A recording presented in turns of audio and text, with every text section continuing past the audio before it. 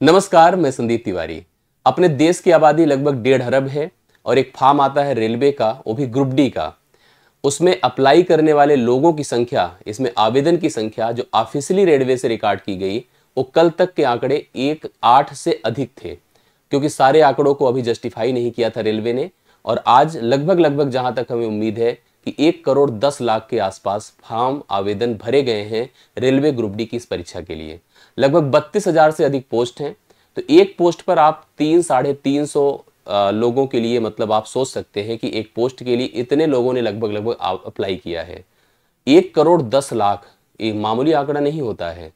इतना बड़ा देश है, इतने लोगों की संख्या है और यह एक वैकेंसी है।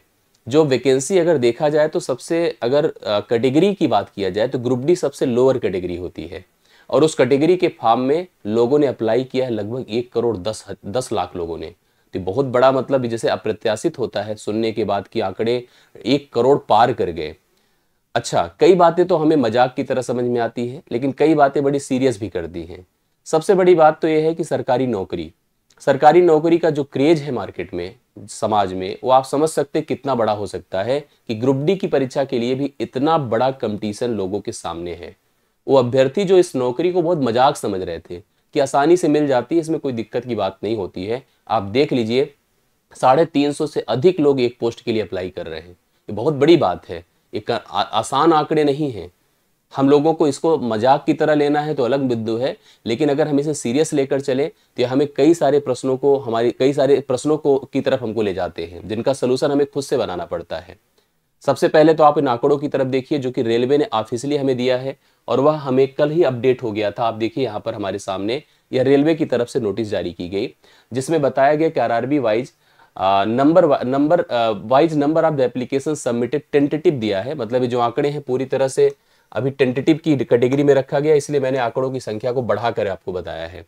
जो अलग अलग जोन थे वहां पर अलग अलग कैटेगरी में कुल कितने फॉर्म रिसीव हुए हैं, इसकी संख्या इन्होंने अप्लाई कर दिया था, इन्होंने टोटल स्पष्ट कर दिया था और यह आपको रेलवे की तरफ से काफी ऑफिशियल नोटिस मिल गया था।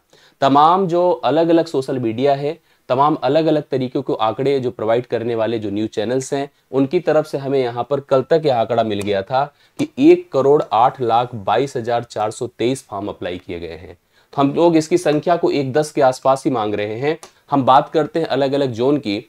अहमदाबाद से 6,39,000, अजमेर से 3,59,000, बेंगलुरु से 2,75,000, भोपाल से 4,51,000, भुवनेश्वर से 2,65,000, बिलासपुर से 4,32,000, चंडीगढ़ से 11,60,000, चेन्नई से 11,12,000, गोरखपुर से 3,62,000, गुवाहाटी से 10,72,000, कोलकाता से 7,93,000, मुंबई से 15,59,000, पटना से 3,33,000, प्रयागराज से भी आंकड़े 8,61,666 है, रांची से 1,81,000, सिकंदराबाद से 9,61,000 के आसपास। सबसे अधिक जो फॉर्म रिसीव हुआ है मुंबई में। तो आप चेक कर सकते हैं कि अलग अलग जगहों से अलग अलग कैटेगरी के हिसाब से टोटल इतने यहाँ पर फॉर्म रिसीव किए गए हैं।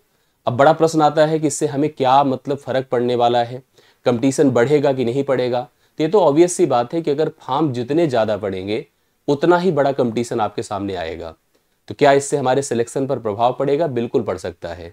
क्या अभी ये जो आंकड़े हैं यही रहेंगे, घटेंगे भी? इस पर भी आपके सामने प्रश्न बनता होगा, ये भी आप लोग सोच सकते हैं। मैं आपको 2-3 बातों को स्पष्ट कर देना चाहता हूं कि सबसे पहली चीज, अगर हम 1 करोड़ 10 लाख टोटल फॉर्म को रिसीव देख रहे हैं तो अभी कुछ वैकेंसीज थी जो रेलवे की या जिनकी परीक्षाएं होनी है। आगे अभी देख रहे हैं कि आप लगभग 10,000 पदों पर एलपी का नोटिफिकेशन इस समय फॉर्म अप्लाई किया जा रहा है।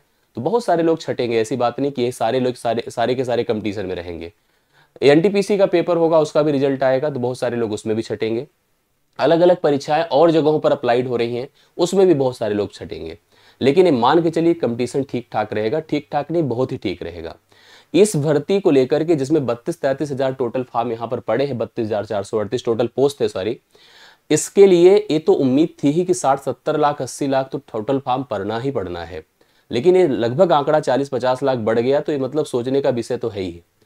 अब आप यहाँ पर किस स्तर पर अपने आप को देख पा रहे हैं, कैसे अपनी प्रिपरेशन प्लान कर पा रहे हैं, किस जोन में आपको सुरक्षित यहाँ पर दिख रहा है, किस जोन में सुरक्षित नहीं दिख रहा है, ये भी बहुत सोचने की बात है। कई बार आपके दिमाग में आता है कि इस जोन में ज्यादा फॉर्म पड़ गया, अब यहाँ पर तुम्हारा सिलेक्शन हो ही नहीं सकता है। मुंबई में जैसे पड़ गया, सिकंदराबाद में देख रहे हैं आप लोग पड़ गया है, ठीक है, यहाँ पर चेन्नई में यहाँ पर 11 लाख टोटल, 12,000 टोटल फार्म पड़े हैं। तो अलग अलग जगहों पर अधिक फार्म पड़े हैं तो ऐसा थोड़ी कि वहाँ सिलेक्शन नहीं हुआ। गुवाहाटी है, वहाँ पर देखिए फार्म ज़्यादा पड़ा है। तो अलग अलग जगहों पर बहुत फार्म पड़े तो ऐसा नहीं कि वहाँ सिलेक्शन नहीं होगा, सिलेक्शन होगा। वो जो पोस्ट हैं वो तो भरी ही जाएंगी। बस बात होती है कंपटीशन की, बात होती है बेहतर प्लानिंग की। आप ऐसा कभी मत सोचा करिए कि यहाँ पर हाँ, लेकिन फर्क पड़ता है कई स्तर पर। जहाँ जब ज़्यादा मतलब एप्लीकेशंस होते हैं, कम पोस्टेस होती हैं, तो वहाँ प्रॉब्लम थोड़ी बहुत पड़ती है, क्योंकि अलग अलग जोन के हिसाब से देखा जाता है। तो लगभग 350 लोग एक पदों के लिए अप्लाई कर रहे हैं। अगर हम इसको कैटेगरी के हिसाब से देखें तो अलग अलग कैटेगरी वाइज भी चीज़ें आपके सामने बड़ी अब अजीब सी नजर आएंगी।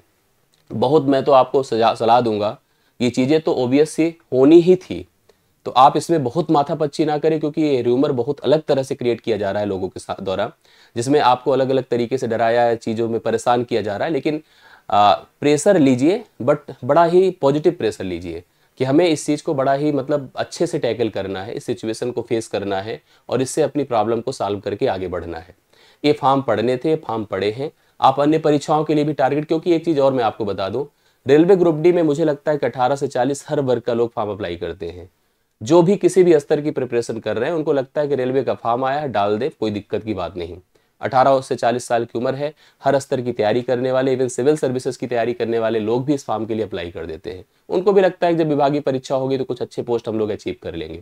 ये सबसे बड़ा प्लस पॉइंट होता है कि स्टेप मानते हैं लोग, इसको एक सीढ़ी मानते हैं कि यहाँ से हम लोग जाएंगे और अच्छी पोस्ट हम अचीव कर लेंगे। बहुत सारे ऐसे बच्चे हैं जिन्होंने ऐसा किया भी है, मैं आपको मिलवाऊंगा फिर इस चीज़ को, कि उन्होंने ग्रुप डी से सिलेक्शन लिया, ज्वाइनिंग ली और नौकरी किया साल 2 साल, उसके बाद इंटरनल डिपार्टमेंटल एग्जाम्स होते हैं, वहाँ पे जाकर के अच्छे से पोस्ट अचीव कर लिया। तो कोई बुराई की बात नहीं, आप इस पोस्ट से मतलब अच्छा अचीव कर ले, इसलिए ज़्यादा लोग अप्लाई कर देते हैं कि अच्छा है, नौकरी मिल जाएगी। 30-35 हज़ार अगर पोस्ट है तो आसानी से हो सकता है, कंपटीशन मिले तो सिलेक्शन भी हमारा अच्छे से मिल जाए। तो आप ये मान के चलिए कि भले आंकड़े इतने ज़्यादा हैं, लेकिन फॉर्म भरने वाले लोग अजीब होते हैं, कुछ भी डाल दिए। मतलब कोई ऐसी प्रॉब्लम नहीं है कि सब कंपटीशन वाले ही डाल दिए हैं, कंपटीशन वही रहेगा। आप 35,000 फॉर्म, टोटल 32,000 पोस्ट देख रहे हैं, वही 8-10 लाख लोग हैं, वही 4-6 लाख लोग हैं जो कि अन्य परीक्षाओं में भी आपको फाइट देते हैं। वही चीज़ यहाँ भी है। उत्तर प्रदेश पुलिस का एग्जाम हुआ था, सोचिए 60,000 पोस्ट थी, इससे ज़्यादा थी, बहुत ज़्यादा, 50 लाख फॉर्म पड़े थे। पुलिस कांस्टेबल में 50 लाख टोटल फॉर्म पड़े, तो बहुत बड़ा आंकड़ा वो भी था। ये तो पूरे भारत से दिखा है, आंकड़े मांगे जाते हैं, पूरे भारत से एप्लीकेशन मांगा जाता है, तो सब लोग अप्लाई करते हैं। यूपी पुलिस में सब लोग, हालांकि बाहर के राज्य भी लोग अप्लाई करते हैं, लेकिन सब लोग नहीं अप्लाई करते कि जाकर के वहाँ की पुलिस, अगर तमिलनाडु में आपको पुलिस बनना है तो वहाँ नहीं आप अप्लाई करते, लेकिन रेलवे में तो आप सब जगह पर मतलब अप्लाई करने की सोचते हैं। तो हर तरफ से लोग आते हैं, हर वर्ग के लोग आते हैं, जरूर अप्लाई करने की कोशिश करते हैं, क्योंकि उम्र भी होती है। रेलवे में उम्र भी नहीं होती, नहीं तो वहाँ भी फॉर्म बहुत सारा पड़े, वहाँ तो ओवर एज हो जाते हैं लोग। ये चीज़ आपके सामने है। मैं आपको बता दूं कि आपका फोकस क्या होना चाहिए। आपका फोकस केवल प्रिपरेशन होनी चाहिए, क्योंकि परीक्षा आपके सामने है और रेलवे अपनी जितनी परीक्षाएं लेता है एक जैसे पैटर्न के सवाल जनरेट करता है, क्योंकि आगे कई सारी परीक्षा आप देख रहे हैं, एएलपी भी है, ठीक है, एनटीपीसी का आगे एग्जाम है, सीबीटी TBT2 जिसको देना है, ठीक है, एनटीपीसी का। और इधर आपके सामने यह जो ग्रुप डी का पेपर होगा, इस पर भी आपको बिल्कुल फोकस रखना है, एकदम तैयारियों में लगे रहना है, बिल्कुल परेशान ना हो, इधर उधर के चक्कर में ना पड़े। जो आपकी प्रिपरेशन प्लान है उस पर कोई कंप्रोमाइज मत करें कि इसको देखकर डर जाएं, छोड़ दें, ऐसा कुछ नहीं आपको करना है। मेहनत करनी है और मेहनत हम करने के लिए हम लोग भी तैयार हैं। हम भी आपको देखिए लगातार जो है रेलवे की परीक्षा के लिए प्रिपरेशन करा रहे हैं। अच्छा, एक आंकड़ा और अपने पास भी था, जो ये अलग अलग जो कैटेगरी वाइज यहाँ पर पोस्ट दिया था, पोस्ट की संख्या आपके सामने थी, उससे भी आप मैच करा सकते हैं। लेकिन मुझे नहीं लगता कि इस पर बहुत रिसर्च और बहुत तरह से हम लोग इस पर डिस्कस करें, ऐसी कोई खास हमें नीड नहीं लग रही थी। मैथ की तैयारियां मैं आपको कराता हूं, ठीक है। मैथ में मैंने आपसे वादा भी किया है कि 25 में 25 के लिए हम लोग मेहनत करेंगे। सभी 20 से 25 सवाल जितने भी आपकी परीक्षा में पूछे जाते हैं, टोटल 25 सवाल, उनकी प्रिपरेशन के लिए आप मेरे साथ जुड़े हैं तो जुड़े रहिए। कॉन्सेप्चुअल क्लासेस आपको मैं प्रोवाइड कर रहा हूँ, प्रैक्टिस भी मैं आपको मिसलेनियस दे रहा हूँ, जो आपको रेलवे के हिसाब से रिलेवेंट सवालों का उपयोग करते हुए मैं दे रहा हूँ। आरपीएफ का मैंने आपको दिया था, आरपीएफ का आपको बहुत बेनिफिट मिला था, और ऐसे ही हम लोग रेलवे के लिए भी पूरी तरह से कमिटेड है। हम आपको प्रोवाइड कर रहे हैं लगातार सेशंस, आप उसमें जुड़ सकते हैं, अपनी प्रिपरेशन कर सकते हैं, बेहतर तरीके से प्रिपेयर कर सकते हैं। ये हमारा QR है मैथ्स के लिए। मैं मैथ्स की प्रिपरेशन की जितने भी अभ्यर्थी हैं इनको कहता हूँ कि जुड़ जाएं। जुड़े तो यहाँ पर हम नोट्स, कंटेंट और जो PDF हो, लगातार आपकी क्लास की सूचनाएं, सब कुछ यहाँ पर जनरली आपको मिलता रहे, आप जरूर इससे जुड़ जाइए। दूसरी सबसे इंपॉर्टेंट बात देखिए, अपने चैनल पर जहाँ पर आप मुझे देख पा रहे हैं वहाँ पर मैं कक्षाओं के लिए देखिए प्लेलिस्ट यहाँ पर बनाया हूँ, ठीक है। एक कक्षाएं हैं जिनको आप लोग देखते हैं, यहाँ पर रेगुलर कक्षाएं आपको प्रोवाइड की जाती है। इसमें देखिए लगातार आपको अलग अलग टॉपिक, जिसमें देखिए मिक्स एंड एलिगेशन है, प्रैक्टिस है, यहाँ पर रेलवे के अलग से कॉन्सेप्ट हैं, जो PYQs हैं, इन सबको पूरी तरह से हमने यहाँ पर कवर किया है। तो आप इस प्लेलिस्ट को डाउनलोड कर लीजिए, इस पर जुड़ जाइए और रेगुलर अपनी पढ़ाई लिखाई को करिए। आप लोगों के लिए कोई प्रॉब्लम नहीं होने वाली है, ठीक है। बाकी अगर कोई और सुझाव हो, किसी तरह की और प्लानिंग हो आपको, तो आप ज़रूर मुझे बताइए। इन आंकड़ों को देखकर डिस्टर्ब ना होइए, पढ़िए, मेहनत करिए, अपना काम जो आपका कमिटमेंट्स है उसको पूरा करिए। आगे के लिए जितनी भी चीज़ें आती है, आप हमें जो सुझाव देंगे, जिस प्रकार से हमें प्रयास करने हैं, हम जरूर उस स्तर पर करेंगे। मिलता हूँ अन्य अपडेट्स के साथ, क्लासेस के साथ और जानकारियों के साथ। अभी के लिए मेरी तरफ से इतना ही। थैंक यू सो मच, सभी को बहुत बहुत धन्यवाद।